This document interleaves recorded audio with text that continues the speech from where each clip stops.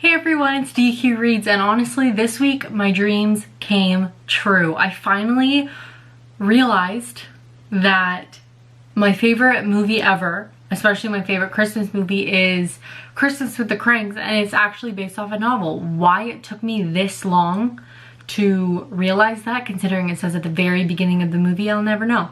But anyway, this week my dreams came true because not only did I get to read the book that the movie is based on, but then I rewatched the movie and feel great. So this is probably one of the only times that I've read the book and watched the movie and felt amazing about both of them. If any of you haven't read the book or seen the movie, I'm just gonna give you a very, very general synopsis. I do not like giving anything away, or I try to give as little away as possible, or at least what I consider as little away as possible.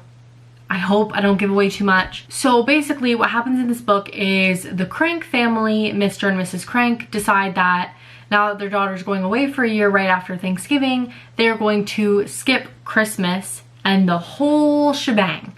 They're not doing anything Christmas, no tree, no lights, no nothing.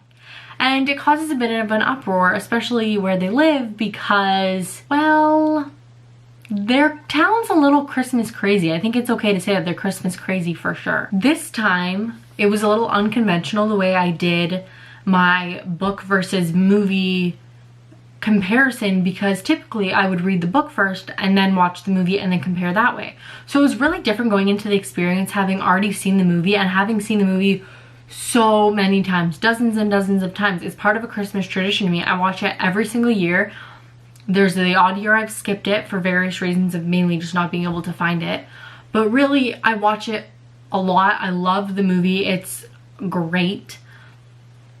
That being said though, I was literally nervous to read the book. I was pretty worried because here's this book that my favorite movie was based off of, and I don't even know if it's any good. I don't know how much they changed. Maybe the whole reason I like the movie is because of all the things they changed in the book. So I was actually kind of nervous. But turns out I had absolutely nothing to be nervous about because the book is amazing. If I could give this thing 10 out of 5 stars, I would, because I love it. I love the whole concept of the idea of like skipping Christmas. And then I love how it ends and how everything wraps up, and I love all the characters and I love everything. I just loved it so much. So I'm going to talk a little bit about the differences between both the book and the movie. So I find that in the book, the characters are more extreme in a sense. Another thing I noticed is the characters are a lot more in depth, I find, in the book, which is not really surprising when you think about it, because characters are often easier to portray fully in a book because you have the narration or inner thoughts and all that, whereas you don't really get that in a movie, or you don't often get that in a movie. So in this case, you're really able to see what both Nora and Luther thought of skipping Christmas and the reaction of friends and family and just loved ones in general. It was also really interesting to see the little differences, such as Marty, probably one of the greatest characters in the entire storyline, was not there in the beginning in the book. So I love that they actually added him in the beginning of the movie. But in the book, I also found that there was no wrap up with Marty of who he really is and stuff, unless maybe I just missed it. That's possible. One thing I did really miss in the movie after reading the book is there's a specific character that's actually pretty supportive of Luther and Nora and their idea to skip Christmas. And I missed him because the movie was really lacking anyone that agreed with them, especially because in the book they were both pretty gung-ho about the entire idea. But in the movie, Nora's a little bit less gung-ho, and I definitely really missed that supportive force because there's so much anti-Nora and Luther in the movie, which is fine, but I think it would have just been a nice balance to have another person kind of on their side, but not joining them and openly with them. So I did really like that. I loved the portrayal of characters and how they were portrayed in the movie. After reading the book, I found that it was really well done. There were some scenes that, of course, I feel like they added and made more in depth in the movie that were kind of glossed over in the book, but of course these made a lot of sense when you really saw them. You're like, of course this is drawn out. It's funny. It should be drawn out. And then there were scenes in the movie that were just completely added that were not part of the book. Hickory honey ham scene. If you've seen the movie, you know what I'm talking about. Unfortunately, that's not in the book at all, but I'm glad it was added to the movie. I think it's hilarious. I think it's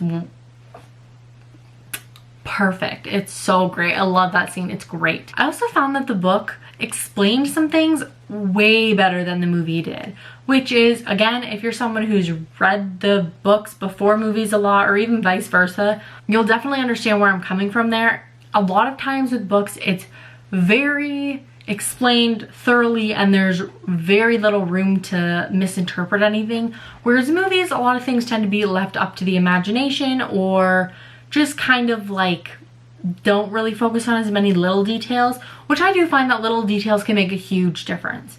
One of the things being how the community is as a whole, how the street decorating, all that kind of stuff is. The community as a whole is kind of, it's not outright mentioned in the movie, but I find that it's outright mentioned in the book several times. So it really makes certain parts of the storyline really evident and obvious as to why certain people are reacting certain ways.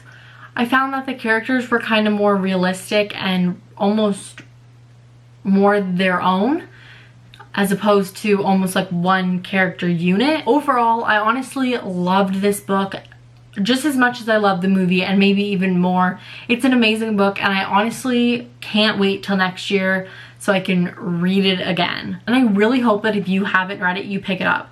It's a fun, cute, quick read about this crazy idea of skipping Christmas.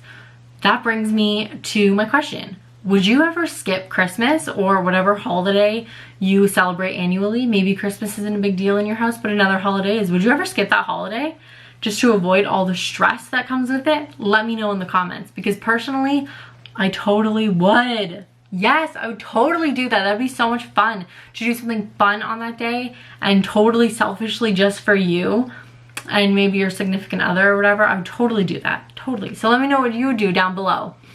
Thank you so much for watching. I really hope you enjoyed this review. I put out videos every Monday and Wednesday, so remember to stop by on those days and check them out. Happy reading!